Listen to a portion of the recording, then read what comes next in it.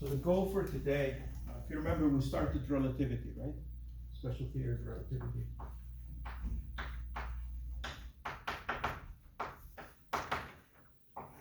So, what would the first thing that comes to mind, or what would the first thing that would come to your mind when you think relativity, based on last week's lecture? Time dilation? Time dilation, great. Okay, and how did we get time dilation?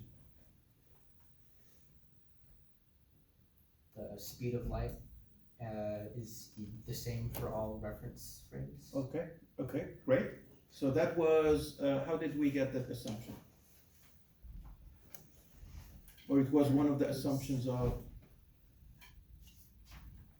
relativity. It was one of the postulates.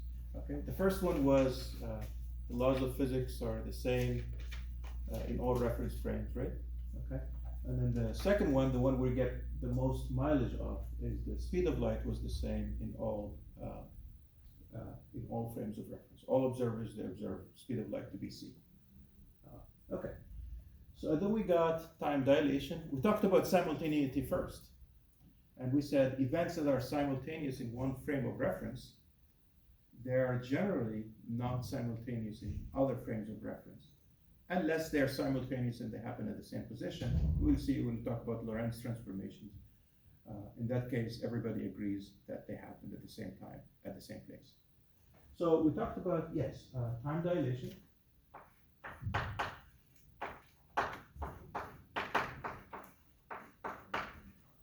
And we came up with the following equation, and we'll remind ourselves what this equation means. We had delta t was gamma delta t naught. Okay. Welcome in. That's a crazy sweatshirt. Okay. So we got this equation. So before we talk about what delta t is and what delta t naught is, let's remind ourselves what gamma was. Can someone remind me what gamma was?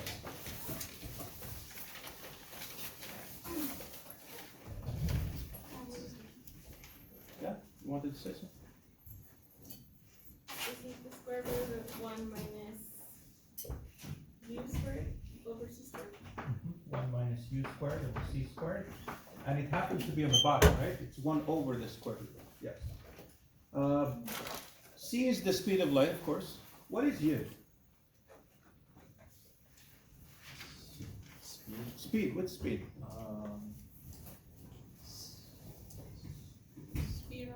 Speed of the frame. Relative speed of the frames, right? We have two frames of reference that are two inertial frames that are moving relative to each other. So let's say one of them is, let's say you're at rest and my frame is moving this way. Then that's my speed relative to you. And then in my frame, I'm at rest, you're moving this way. So that's the speed. That's u. And we said gamma can be, what's the least that gamma can be? 1. So it needs to be more than 1, right? And generally when we're near the speed of light, gamma is much more than 1. It would be 7, 8, 10, 20. However much you want it to be, you can always find a u to make it to be that much. It can approach infinity. Okay. Now how about these two things, delta t and delta t naught? Delta t naught was called, it had a special name because it's a special time. Proper time. Okay. What is it?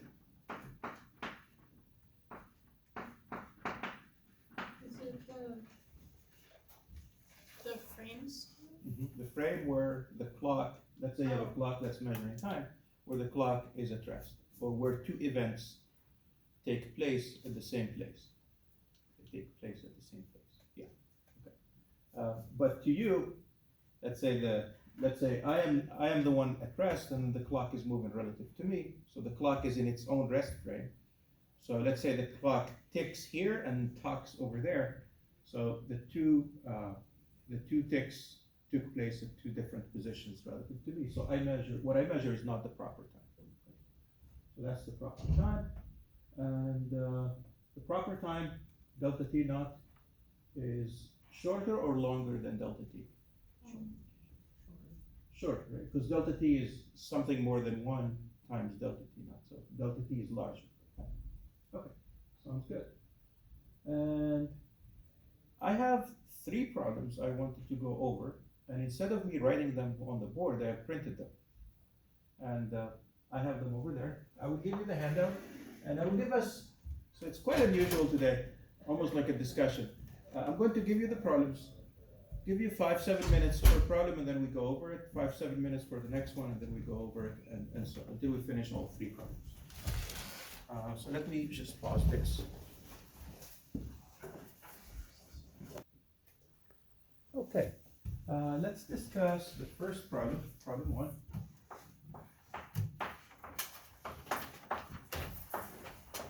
So since you have the handout, I won't write down the problem, but I will read it.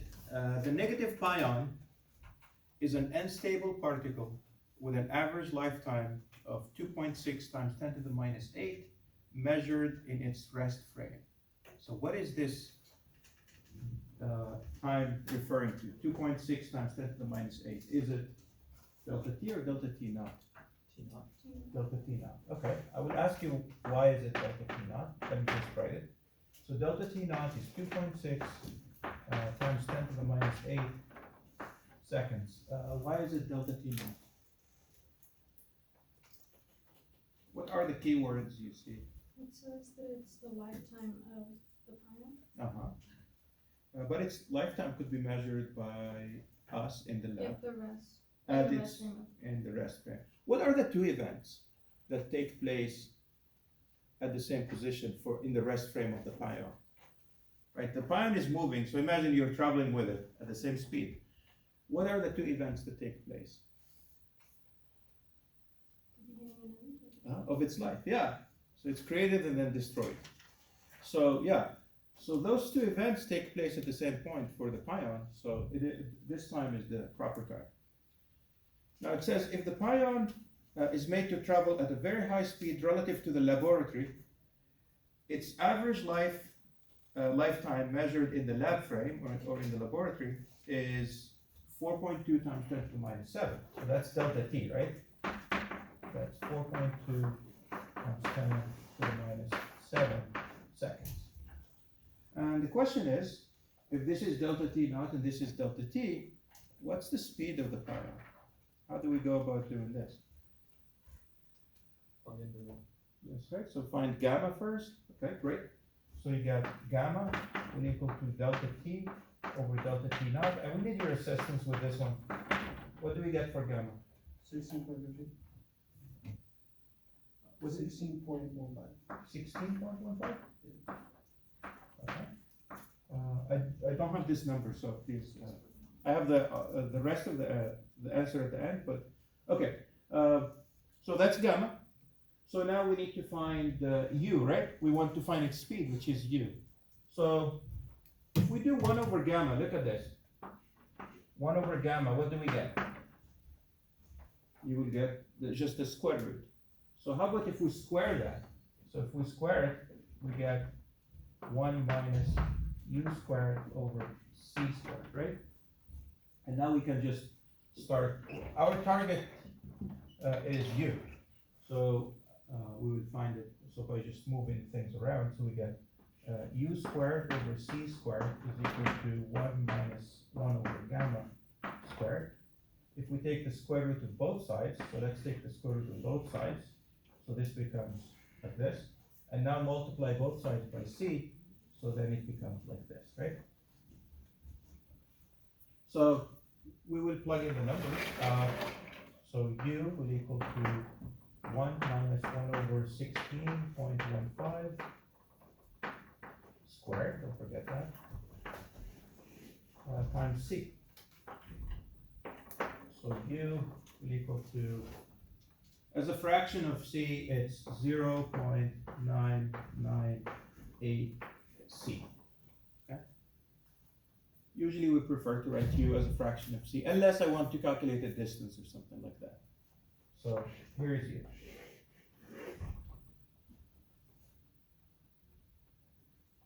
The second question, or part B of this, is what is what distance measured in the lab frame does the pion travel during its lifetime? So the pion is moving at this fast speed, okay? Right, it moves with this fast speed, right? And then according to the lab frame, how long did the pion live? According to someone just here, sitting. No time. Yeah, it lived for this long. So how do I find the distance it would have traveled? L equals U delta T. Exactly. Yeah, U times delta T, that's the total distance. Yeah, so why not do that? So we got then delta X, or the distance traveled, or L, or however way you want to say it. So it's U times delta T. U is 0.998 C. Let's replace C, it's about 3 times 10 to the 8. And then delta T is this, 4.2 times 10 to the minus 7. So you don't have to keep plugging a bunch of numbers. Make this 42 times 10 to the minus 8. This way, 42 times 10 to the minus 8. This way you don't have to plug in like 10 to the 8 or 10 to the minus 8. That goes away. And so we get our distance. I do have that distance, about 125 meters. 125 meters. So that's how far it will travel.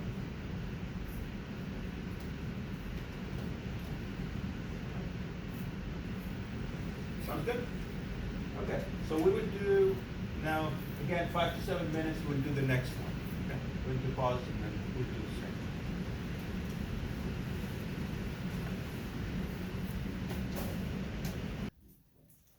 Okay, let's discuss this one. I would read it again. It says, as you pilot your space utility vehicle at constant speed toward the moon, a race pilot flies past you in her space racer at constant speed of 0.8 c relative to you. So relative to you, she moves at 0.8 c. Okay, so what is 0.8 c then referring to? This is problem 2, right? That's the relative speed between the two frames, right? You're in one frame, they're in, on another. And so 0.8 c is referring to what? U. Good. 0.8. And I would like to write it as 4/5 c. So this is probably telling me I might need gamma, so why not get that out of the way? So we will just find gamma. Gamma is 1 over 1 minus u squared over c squared. So when you square this and then you divide by c squared, the c goes away. So you just have 4/5 squared. What's 4/5 squared? It would be what? 16 over 25, right? And then when you do this, you get 9 over 25. Square root of 9 over 25 is 3 over 5. Flip it, you get 5 over 3. So gamma is 5 over 3. It is more than 1. So that's gamma. Great.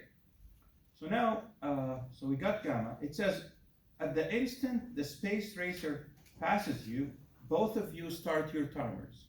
Okay. So when she passes you, that's event 1. And then it says, at the instant when you measure the space racer has traveled 1.8 meters past you,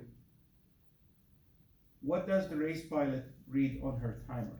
So who reads proper time? Or what are the two events? Okay. First one, she passes you. The second one is? She's over there. Yeah, and you measure her distance. So for her, did the two events take place at the same position or different positions? Different. For her. For her. How about for you? For you. For you, it's different. Yeah. So for her, it's the same. Yeah. Okay. Great. So for her, she's at rest. You passed her, and then this other position passed by her. Okay. So she measures proper time. So for her, she has delta T naught. So, but to get delta T naught in this case, I will need to measure to calculate delta T. We need to calculate delta T because we know how fast she's moving relative to you, and we know how far she is from you, according to you. So delta t, speed is distance over time, so time will be distance over speed. It will be delta x over the speed. And the distance is 1.2 times 10 to the 8th. And then u is, what is it? It's this 4/5 over 5 times c. And c is 3 times 10 to the 8th. So cancel some things. And I think this is 0.5. Yeah, so 0.5 seconds. 0.5 seconds. So great, that's delta t, so now we can get delta t naught. So delta t naught, here it is. So it will be delta t divided by gamma. So delta t naught.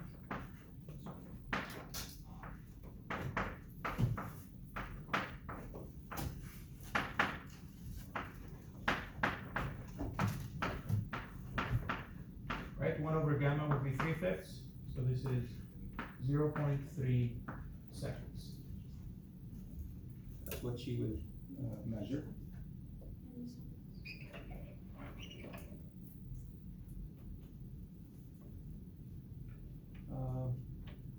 And then for part B, it says when her timer reads the amount that you just calculated, so when her timer reads 0.3 seconds, what distance does she measure?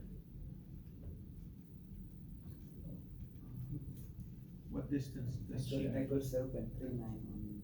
I'm sorry? I got 0.39. I don't know if You got what? 0.39 on changing T. For this? Yeah, I don't know. Maybe Make sure you use enough parentheses probably somewhere in the calculator. So it's, yes, it will be, it should be 0.5, definitely, yeah.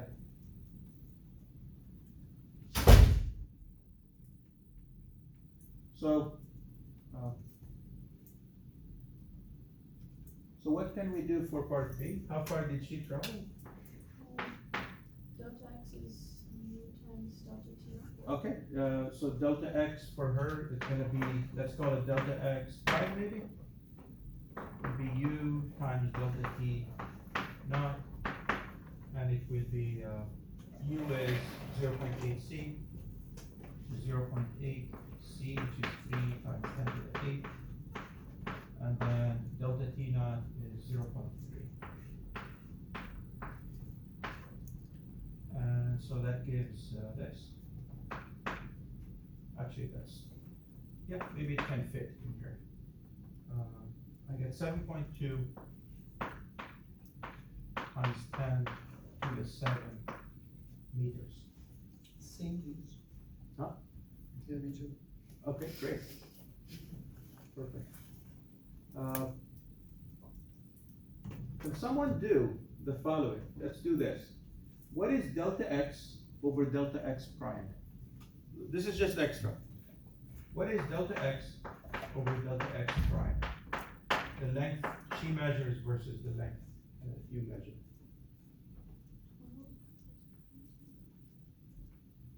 What do you get? If you do 1.67, you said? Yeah, 1.67. Okay, which is what? Which is 5/3, which is gamma. Yeah. We're going to talk about length contraction in a moment. Right after the next problem. Okay. So she sees the distance that you measured to be that long. For her, in her rest frame, that distance is moving, so it would be shorter. So we'll discuss that. It's almost gamma, though. It's not actually gamma. I'm sorry? It's almost gamma.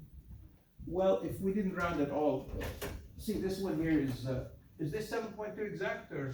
Yeah. That's 7.2, yeah, so this should be 1.6 repeating. Yeah. It is gamma.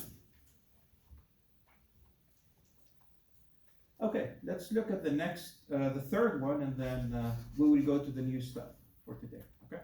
Again, 5 to 7 minutes, and then we'll talk about it.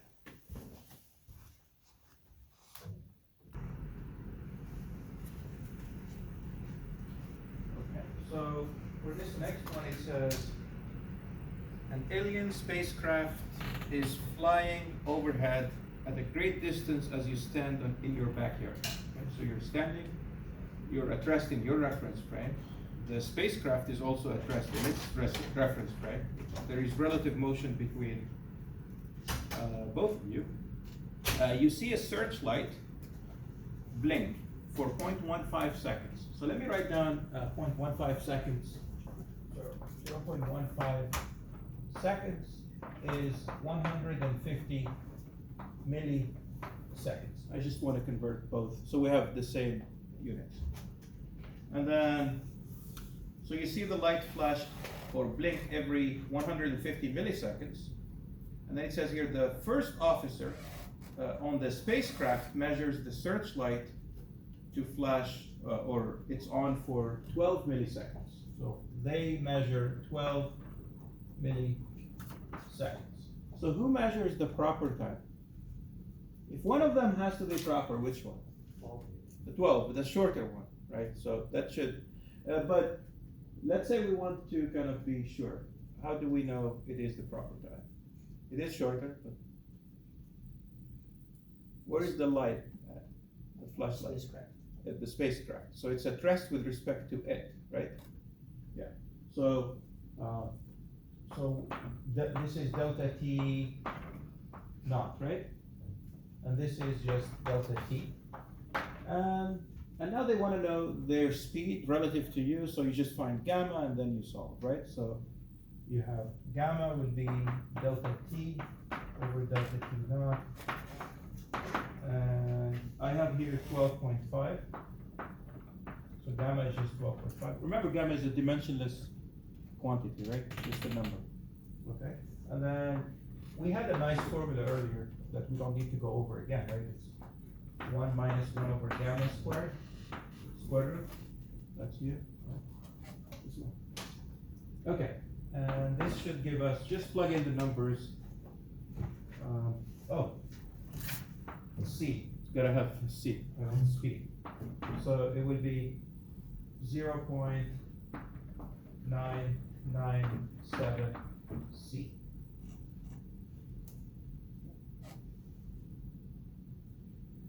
Yeah, that makes sense. The other gamma was 16.15, and so the speed was 0.998. It was even bigger than this one. So gamma grows as you approach the speed of light. Sounds good. We're done with this. The next topic is length contraction, and so let's start that one.